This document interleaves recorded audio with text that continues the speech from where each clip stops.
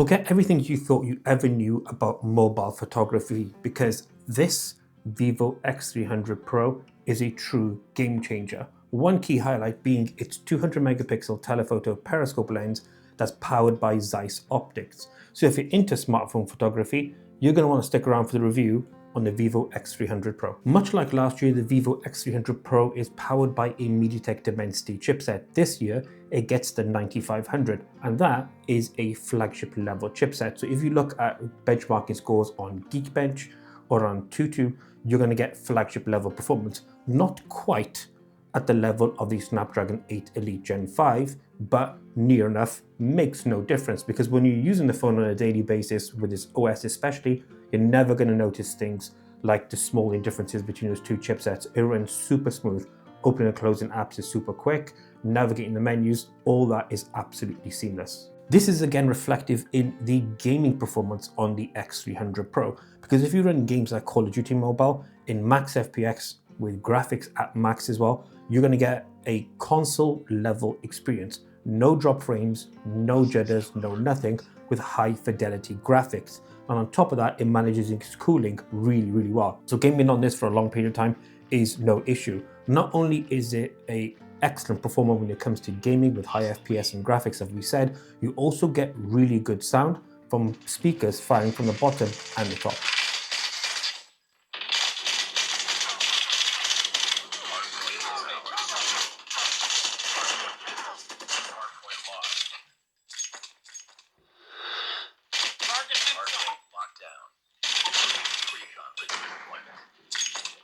Now, the performance of the 9500 is of course stellar, flagship level, bleeding edge, but there's a couple of things we need to note, and that links directly to 3D Mark's benchmarking. Is when you run this particular phone through that 3D Mark Lifestyle Extreme testing, you find some significant throttling on the phone itself. It is quite heavy, to be fair, and then battery usage and temperature are also very high. But what does this actually mean for you? Well, in the real world terms, you're probably not going to feel impacted by any of this, because we've gamed on this phone for a very long period of time and we've pushed it to its limits and it hasn't gotten warm. Only in extreme circumstances like those found on 3D Mark's tests will you actually feel what that looks like. But for day-to-day use, there is no issue at all.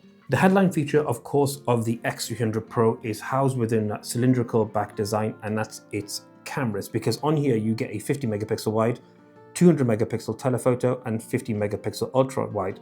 The interesting thing is those specs actually align exactly the same with this Oppo Find X9 Pro, which is super interesting. And let's break down a couple of more things. The X300 Pro actually gets 2 additional performance chips on there, linked only for photo and video processing in its imaging. So that's a bit of a, hey, hold on a second, that really stands out.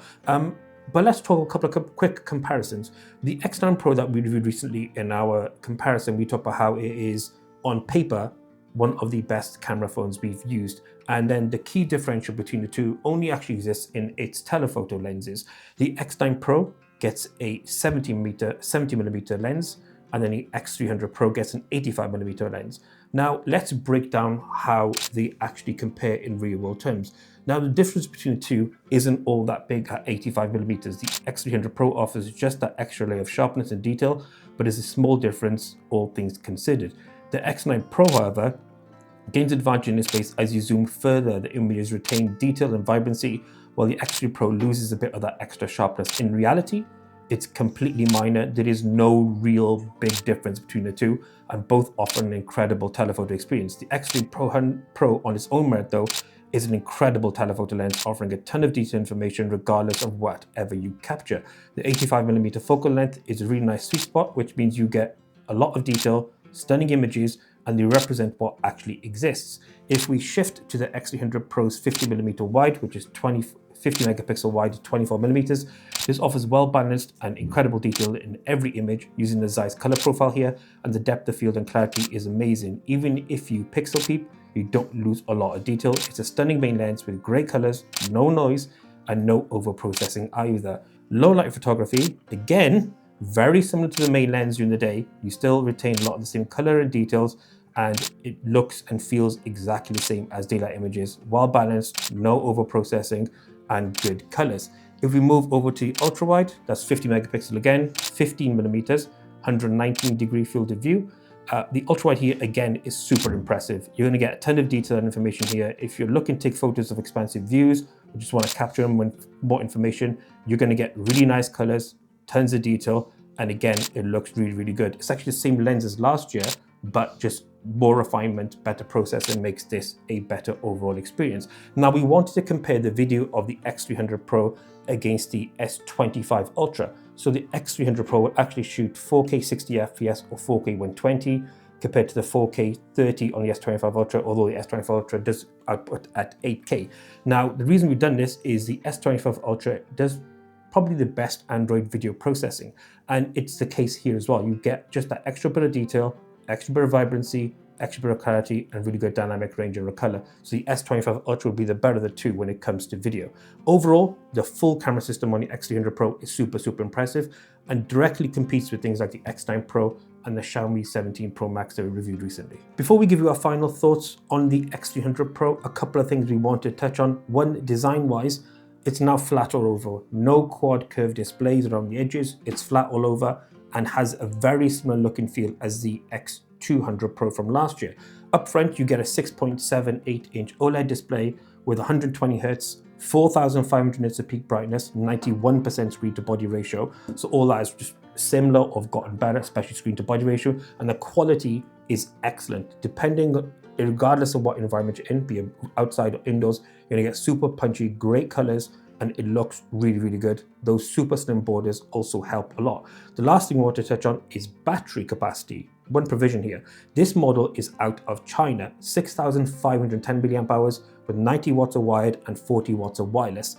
That battery actually is significantly smaller in Europe because that is only 5540 in Europe. So if you're thinking about buying this phone and you want the biggest battery capacity, if you can take with some of the compromises you get out of buying a Chinese ROM, then the X300 Pro out of China would be the better overall buy.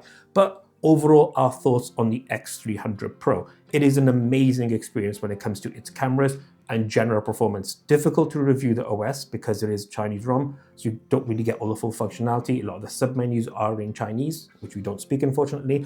But the only thing I would say with the phone itself is the throttling on the CPU is the only downside of this entire phone. You'll probably never ever experience that in the day-to-day, but overall, it's way, way better. And that battery capacity, 5,450 milliamp hours, is still significantly bigger than what you get on the S25 Ultra as it stands right now as a quick comparison, and then you do benefit from the extra charging.